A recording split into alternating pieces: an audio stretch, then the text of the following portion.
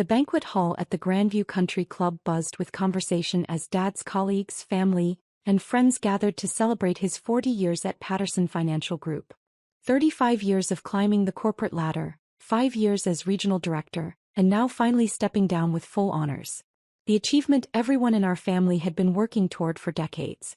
Everyone except me, apparently. I sat at the family table, nursing a club soda and watching Marcus work the room like he owned it. My older brother had always been the golden child. MBA from Wharton, senior vice president at Morrison Capital, married to Jennifer who came from old money, 2 kids in private school, house in the right neighborhood. Everything Dad had dreamed of when he'd started his own climb up the financial world's ladder. "There's my baby brother." Marcus's voice boomed across the table as he returned from his latest networking session. "Still nursing that soda? Come on, live a little. Dad's buying tonight." I smiled politely. "Someone has to drive." "Drive what?" "That 15-year-old Honda." He laughed and Jennifer giggled beside him. "Seriously, David, when are you going to get a real car? Or a real job for that matter?" The table had gone quiet. Dad shifted uncomfortably in his seat, while Mom tried to change the subject by asking about the dessert menu. My sister Emma looked down at her plate, clearly embarrassed. "I like my Honda," I said calmly. "Gets good gas mileage." "Gas mileage?" Marcus shook his head in mock disbelief. "Ladies and gentlemen, my 30-year-old brother's biggest concern in life. Gas mileage." More laughter from his side of the table. The truth was, I could have bought a fleet of luxury cars without blinking. But the 2009 Honda Civic served my purposes perfectly. It was invisible, unremarkable, exactly the kind of car someone struggling to make ends meet would drive. Which is exactly what my family believed I was doing. For the past 8 years, ever since I'd dropped out of law school to pursue my own path, I'd carefully maintained the image of the family disappointment. The one who couldn't get his life together. The one who lived in a tiny studio apartment and worked odd jobs to pay the bills. The one who borrowed money from Mom occasionally and showed up to family events in thrift store clothes. What they didn't know was that I'd spent those 8 years building something extraordinary. It started with a simple observation during my brief time in law school. I'd noticed how inefficient the legal research process was, how lawyers spent hundreds of billable hours combing through case law that could theoretically be analyzed by artificial intelligence in minutes. So I'd quietly dropped out, liquidated my small trust fund and started building. Next-gen legal solutions began in my studio apartment with a server I'd assembled from used parts and code I'd written during countless sleepless nights. The first version was crude but functional, AI-powered legal research that could scan centuries of case law and identify relevant precedents in seconds rather than weeks. I'd started small, reaching out to solo practitioners and small firms who couldn't afford the big legal databases. $5 a search, $20 a month for unlimited access. Lawyers loved it because it made them more efficient. I loved it because every search taught my AI something new. Within 2 years, I'd quietly acquired 3 competitors and expanded into contract analysis, document review, and regulatory compliance. The legal world was slow to adopt new technology, which gave me time to perfect my systems while staying completely under the radar. By year 4, I wasn't just disrupting legal research. I was revolutionizing it. Major law firms started licensing my technology through white-label partnerships. They didn't want to admit they were using AI developed by some unknown company, so they paid premium rates to rebrand my software as their own proprietary tools. That's when the real money started flowing. Year 6 brought my first billion-dollar acquisition. Purchasing Westlaw's main competitor and integrating their database with my AI systems. The legal establishment finally started paying attention, but I'd structured everything through holding companies and offshore entities. To the outside world, Next-Gen Legal Solutions was just another mid-sized tech company that had gotten lucky with a few good contracts. To my family, I was still David the dropout who couldn't hold down a job. "Maybe it's time to think about going back to school," Dad said gently, trying to steer the conversation away from Marcus's increasingly pointed jabs. "There are some excellent MBA programs that accept." "Dad, he's 30 years old," Marcus interrupted. "At some point you have to accept that not everyone is cut out for success. Some people are just meant to be, what do you call it? Support staff." The microphone feedback screeched across the banquet hall as the evening's programming began. Dad's old boss, Robert Patterson himself, took the stage to deliver remarks about Dad's distinguished career. I listened with genuine pride as he described my father's contributions to the firm, his integrity, his dedication to his clients. Then came the family tribute portion of the evening. Before we continue, Patterson announced, I believe Marcus Williams has prepared some words about his father. My brother practically bounced to the stage, microphone in hand, every inch the polished executive. The spotlight hit him perfectly as he launched into what sounded like a prepared speech about Dad's legacy and the values he'd instilled in his children. My father taught us that success comes from hard work, dedication, and never giving up on your dreams, Marcus said, his voice carrying clearly through the sound system. He showed us that in America, anyone can build something meaningful if they're willing to make the sacrifices. Murmurs of approval from the audience. Dad beamed with pride. Now, I won't say it's been easy for all of us to live up to his example, Marcus continued, and I felt the shift in his tone. Some of us have found more success than others. A few chuckles from people who knew our family dynamics. But that's okay because Dad also taught us about compassion. About helping family members who might not be as fortunate. About supporting those who need a helping hand. The room was warming to his speech now. This was Marcus at his best. Charming, eloquent, seemingly generous while delivering devastating insults with a smile. In fact, I think it's beautiful how our family has rallied around my younger brother David during his, let's call them his challenging years. Still living off handouts at 30, but hey, he gestured toward my table with theatrical warmth. Family takes care of family, right? Laughter rippled through the crowd. Not cruel laughter exactly, but the kind of sympathetic chuckling that made it clear everyone knew I was the family disappointment. The charity case Marcus had painted me as. I sat perfectly still, hands folded in my lap, expression neutral. This was nothing new. I'd endured 8 years of family gatherings where I was the cautionary tale, the example of what happened when you didn't apply yourself. The brother who'd thrown away his potential and now needed everyone's patient tolerance. Still living off handouts? Marcus laughed directly into the microphone, his voice amplified across the entire banquet hall. I mean, we love him, but somebody's got to pay his rent, right? The laughter was louder now. I could see people at other tables turning to look at me with a mixture of pity and amusement. Dad's colleagues, his friends, his professional network, all getting a good chuckle at the expense of his failure son. That's when my phone rang. Not buzzed. Rang. Loudly enough that people at nearby tables could hear it over Marcus's continued commentary about family responsibility and supporting struggling relatives. I looked at the caller ID and felt something shift in my chest. Goldman Sachs. Private Wealth Management Division. The call I'd been expecting for 2 weeks. Sorry, I said quietly to my table, standing up. I should take this. Marcus paused his speech, microphone still in hand. Really, David? You're taking a call during Dad's retirement party? The disapproval in his voice carried clearly through the sound system. Heads turned throughout the banquet hall. I could feel hundreds of eyes on me as I answered the phone. David Chin speaking.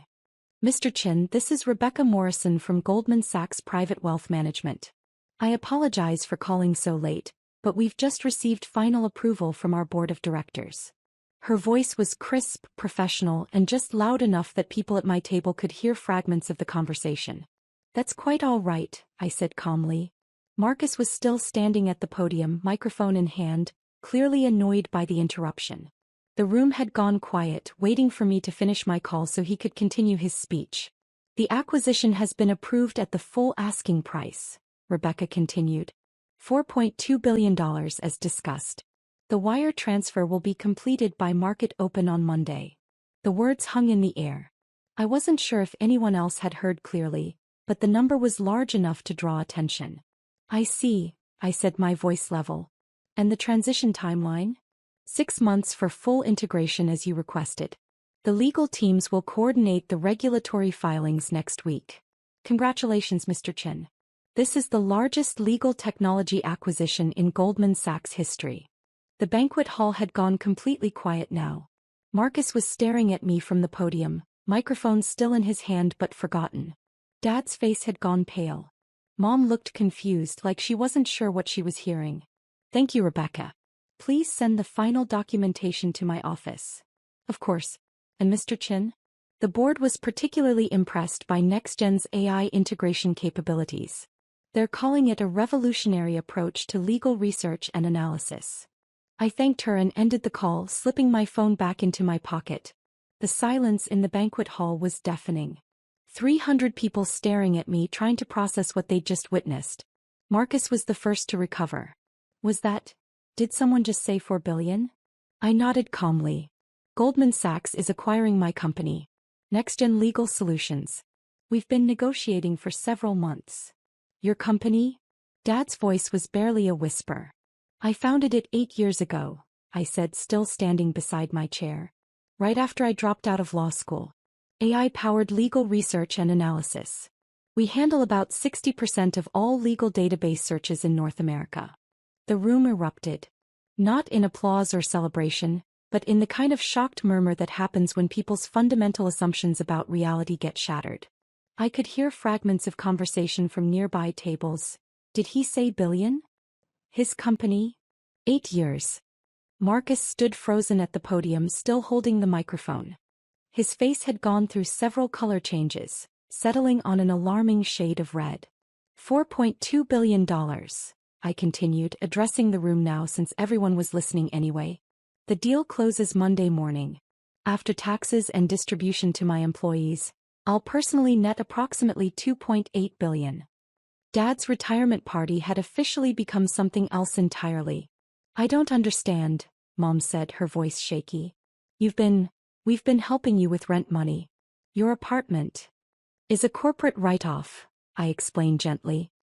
I've maintained a low profile for security reasons. Most successful tech founders become targets for everything from lawsuits to kidnapping attempts. It's safer to appear unremarkable. But the Honda, Jennifer whispered. Your clothes. You asked to borrow money for groceries last month. The Honda gets excellent gas mileage, as I mentioned. The clothes are comfortable.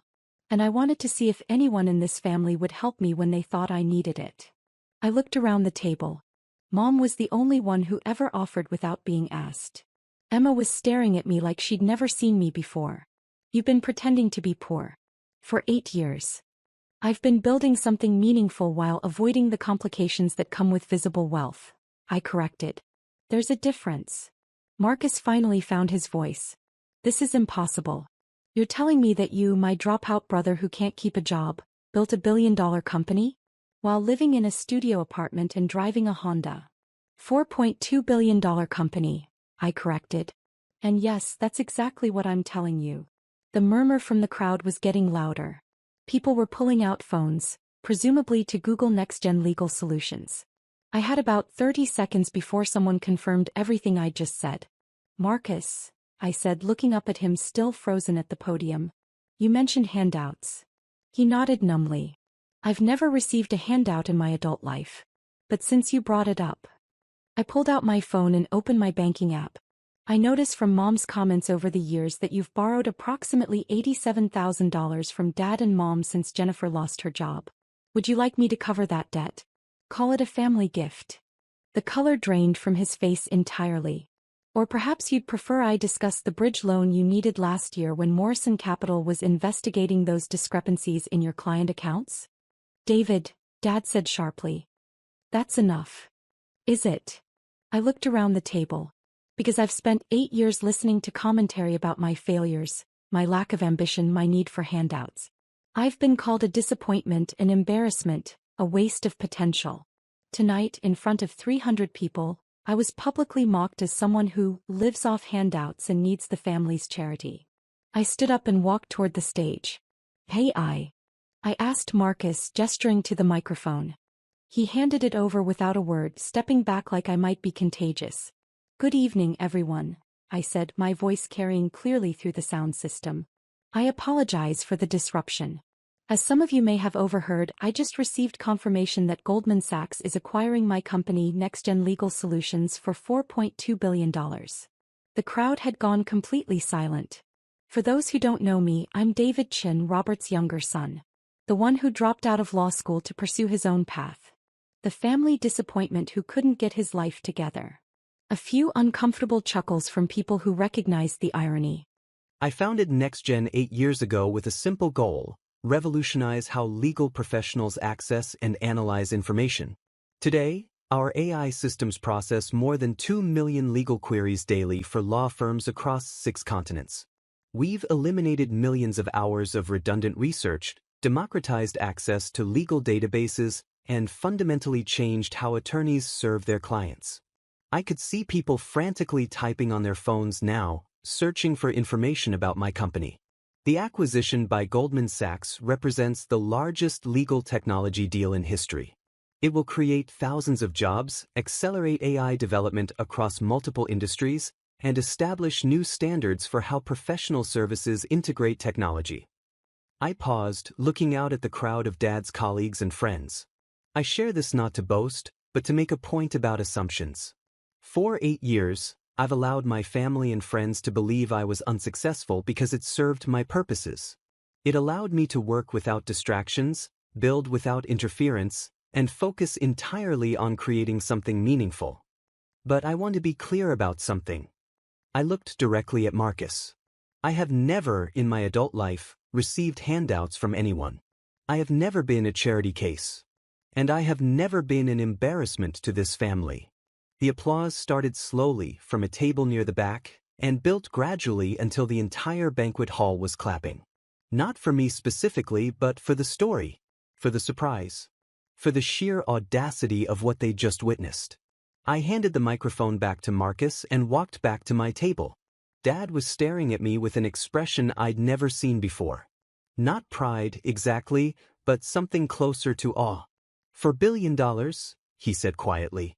4.2 billion, I corrected. But yes. And you never told us. Would you have believed me? He considered this for a long moment, then shook his head. Probably not. Mom reached over and took my hand. I'm so sorry, honey. We never knew. You weren't supposed to know. That was the whole point. But we treated you like someone who needed help. And sometimes I did need help. Just not the kind you thought. Marcus had returned to his seat, looking like he'd been hit by a truck. Jennifer kept staring at me like I might be an imposter. Emma was the first to speak. So what happens now? Now. I smiled. Now I go back to my studio apartment and my Honda Civic and continue living exactly the same way I have for 8 years. Except on Monday morning, I'll also be worth approximately $2.8 billion. That's insane, Emma said. That's practical. Wealth changes people, and not usually for the better. I've spent 8 years watching this family's dynamics, seeing how money and status affect relationships. I'm not interested in becoming someone I don't recognize. But you could buy anything, Jennifer said. A mansion, cars, boats. You could travel anywhere, do anything. I could, I agreed. But I like my life. I like my work. I like being underestimated. It gives me advantages that money can't buy. Dad was still processing. Your company. You said it handles 60% of legal searches. Approximately. We're the invisible infrastructure behind most legal research in North America. Law firms license our technology, rebrand it, and present it as their own proprietary systems. Their clients never know they're using our AI. That's brilliant, he said softly. It's practical. Direct consumer marketing in legal services is expensive and complicated. White label licensing generates the same revenue with a fraction of the overhead. Marcus finally found his voice. I need to apologize. No, I said firmly. You don't. But I called you. You called me exactly what I wanted you to call me. Everything you've said about me over the years has been perfectly reasonable based on the information you had. But I was cruel. You were honest. There's a difference. I looked around the table at my family. I'm not angry about tonight or any other night. I needed you to believe I was struggling because it allowed me to build something extraordinary without interference. Your assumptions about my failures were essential to my success. Emma shook her head. That's incredibly manipulative. It's strategic, I corrected, and effective. The banquet hall was slowly returning to normal conversation levels, though I could see people at other tables still stealing glances in our direction. Someone had clearly confirmed my story online because phones were being passed around with what I assumed were articles about next-gen legal solutions. So what's next? Dad asked. After the acquisition, what are your plans?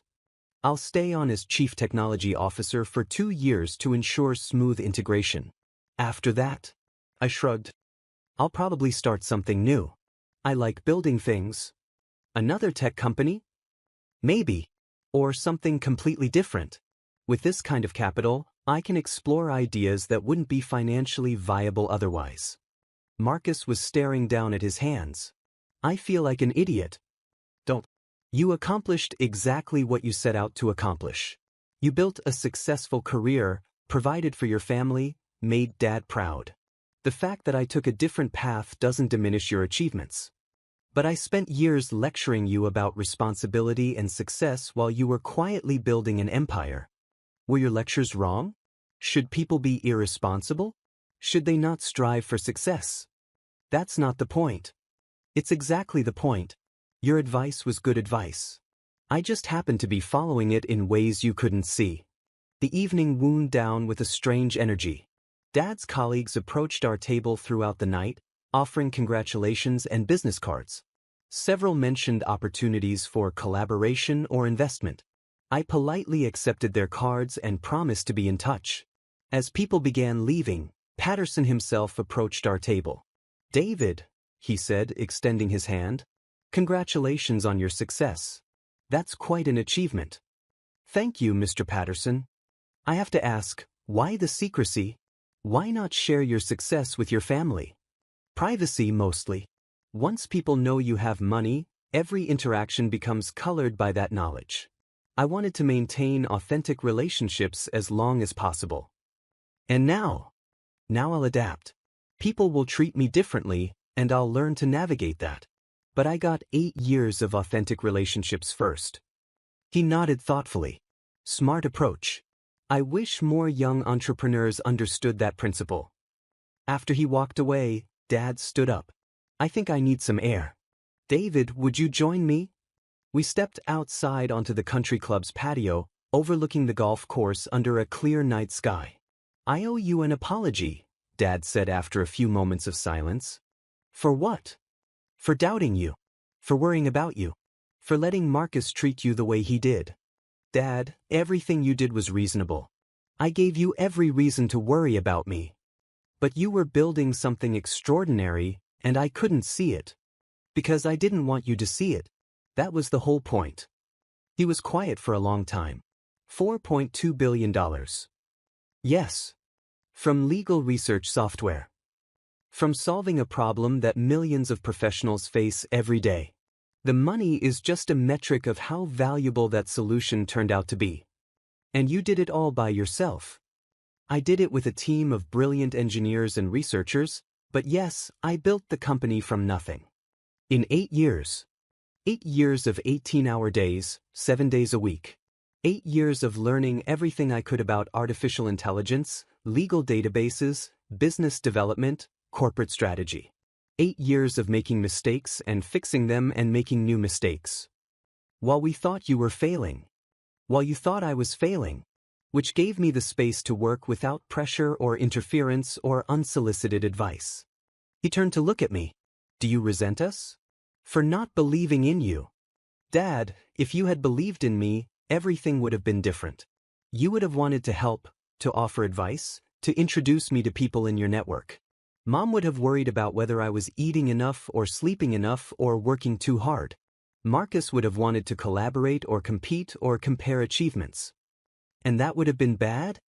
That would have been distracting. I needed to focus completely on building something that had never been built before. I needed to fail and learn and iterate without explaining myself to anyone. So you let us think the worst. I let you think what you thought. I never lied about my work or my finances. I just didn't correct your assumptions. We stood in silence for several more minutes. I'm proud of you, Dad said finally. I know. And I'm sorry it took learning about the money for me to say it. Dad, I've been proud of you my entire life. Tonight was supposed to be about celebrating your achievements, not mine. Tonight was supposed to be about celebrating a man who taught his son that success comes from hard work and never giving up on your dreams. I'd say that mission was accomplished. We walked back inside to rejoin the family. The party was winding down, people saying their goodbyes and heading home. Marcus and Jennifer were deep in conversation with Emma about something that looked serious. "Ready to go?" Mom asked as we approached the table. "Actually," I said, "I think I'll stick around for a while. Help Dad say goodbye to people." "You sure? It's getting late." "I'm sure." As the family gathered their things to leave, Marcus approached me one more time. "David, I really do need to apologize. Not just for tonight, but for everything. Years of treating you like you weren't good enough. Marcus, you treated me exactly like a successful older brother should treat a younger brother who appeared to be wasting his potential. Your concern came from a good place. But I was wrong. You were working with incomplete information. There's a difference." He extended his hand. "Congratulations on your success." I shook it. "Congratulations on yours." After they left, I helped Dad thank the remaining guests and say goodbye to his colleagues. People were still approaching me with business opportunities and investment ideas, but I handled each conversation politely and briefly. Finally, it was just Dad and me, sitting at our table in the nearly empty banquet hall. "So what really happens now?" he asked. "Now I drive home to my studio apartment in my Honda Civic and go to sleep. Tomorrow I'll work on integration planning for the Goldman Sachs transition. Monday, I'll become one of the wealthiest people in the country. And through it all, I'll try to remain the same person I've always been." That might be harder than you think. Probably. But I've had 8 years to prepare for this moment. I've watched how wealth changes people, how success changes relationships. I've made my decisions about the kind of person I want to be. And what kind of person is that? I smiled. The kind who drives a Honda Civic and thinks gas mileage is important. Dad laughed, and for the first time in years, it felt like we were just father and son, talking about life and dreams and the future. No assumptions, no disappointments, no charity cases. Just family. As I drove home that night in my 15-year-old Honda, I thought about the look on Marcus's face when he heard the Goldman Sachs call. The shock, the disbelief, the gradual recognition that everything he'd assumed about me was wrong. Tomorrow, the story would spread through Dad's professional network, then beyond. By Monday, when the acquisition was officially announced, I'd become a public figure whether I wanted to or not. The invisible phase of my career was ending. But tonight I was still just David, the family disappointment who'd surprised everyone by building something extraordinary while they weren't looking. The charity case who'd just sold his company for $4.2 billion. I smiled as I pulled into my modest apartment complex, already thinking about what I'd build next.